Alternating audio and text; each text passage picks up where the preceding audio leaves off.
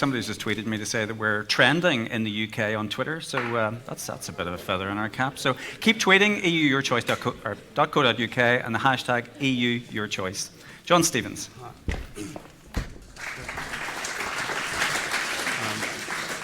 Thank you very much. Well, we've certainly had one scoop this evening that Owen is going to be another candidate for Prime Minister. It's very good of you to invite me here. It's always a pleasure to come to Northern Ireland. I thought I should start with this statistic about Europe being declining in its share of world trade. Actually, Europe's share of world trade has declined less than the share of the United States of world trade over the last 25 years. And the reason for that is that the whole of the world has been transformed. And whereas when we joined the European Union, we were only competing with a very narrow group of developed countries in the West, with the fall of communism, globalization, the world has been transformed. We're now competing with the whole world. And that is very tough. And it's not just about an economic challenge, it's also a cultural challenge, because it's brought with it a whole range of other problems. Migration, insecurity. The world is a very challenging place. And you can have two reactions to that, it seems to me.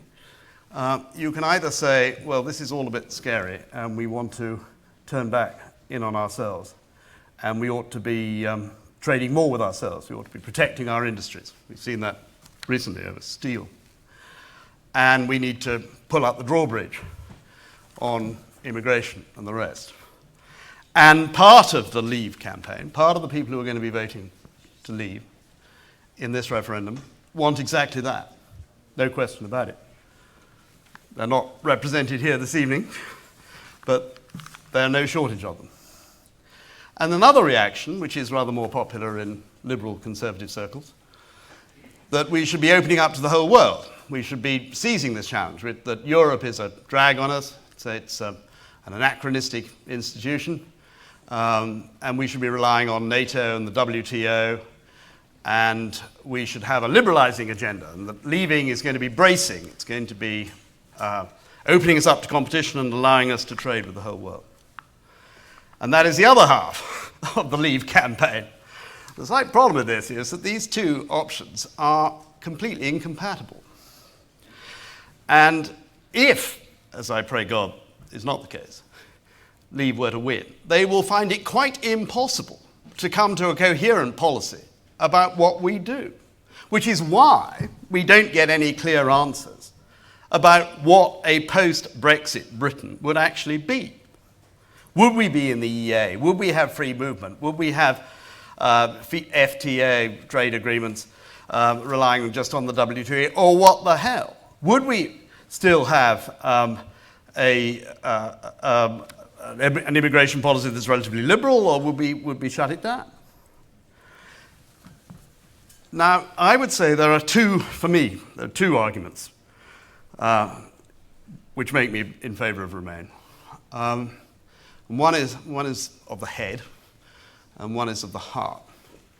And the argument of the head is that against these two extremes, the European Union, being a member of that, is actually a reasonable balance. It's a reasonable compromise, a practical compromise between a fortress economy, shutting ourselves off, and being open to the whole world. Because being in the largest market in the world is a crucial platform. It gives us economies of scale that allows us to trade with the whole world. The idea that being in the European Union stops us trading with the rest of the world is ridiculous. The Germans are the biggest traders in the world, and they're in the European Union. And competitivity is indivisible. If you can't sell to the Germans, you're not going to sell to the Chinese. And the same is true of investment flows. If you're not attractive to the Swedes for inward investment, you're not going to be attractive to people from Singapore. Now, there's been a lot of talk about how we could rely on the WTO, we get our seat back in the WTO, we could be doing all these free trade agreements with India and China on our own and things. It's a complete misunderstanding about the way in which free trade is now moving. It's no longer about tariffs. It's about regulations. It's about arbitration procedures. And that platform deals of the kind that use the Trans-Pacific Partnership is a recent example. What we're trying to negotiate with the United States in TTIP is another one. And being in the European Union is absolutely critical to doing those platform deals. Because the European Union is, in fact, a super platform deal. It has within it arbitration procedures. We've heard about the Court of Justice and things. That's what you need now in modern free trade. That is about, as I say, a lot more than tariffs. And the single market is not just about not having tariff barriers. It's about really creating the same conditions within a continental scale economy as you have within a national scale economy. And actually, being in the EU helps our negotiating position because we are actually already a pretty open economy. We don't have much to give away in free trade agreements.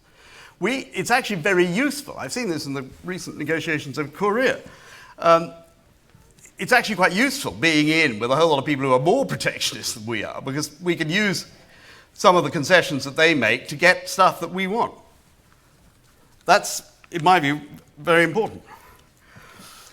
And another aspect of being in the EU, which is particularly important, is the way in which trade is moving away from goods towards services. This is particularly important for the UK. We are 80% a services economy. And getting free trade in services is just a hell of a lot more difficult than getting free trade in goods. It's much more political. I mean, agreements about rights of running people's pensions or insurance or banking services, things of that kind, which are very important for the UK economy, are just very political. They're very sensitive. And that's why it's been so slow. But the new front line of free trade in the world is getting free trade in services. Now, the crucial to that is getting free trade in our time zone, which is Europe, because services are about time zone. And the idea that we could get a free trade deal on services with the EU, if we're not in the EU, is just completely fantastic. And if we don't have that economic of scale base of having trade in services with the EU, we won't be able to trade effectively and competitively in services with the rest of the world.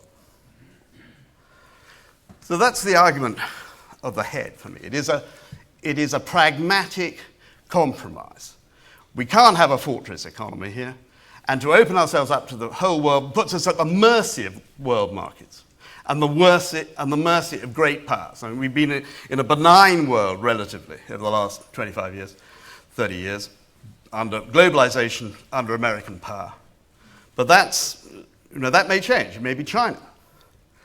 So let me just finish with an argument of the heart. European civilization, we are part of that civilization. And that civilization is more challenged now, perhaps than it's ever been.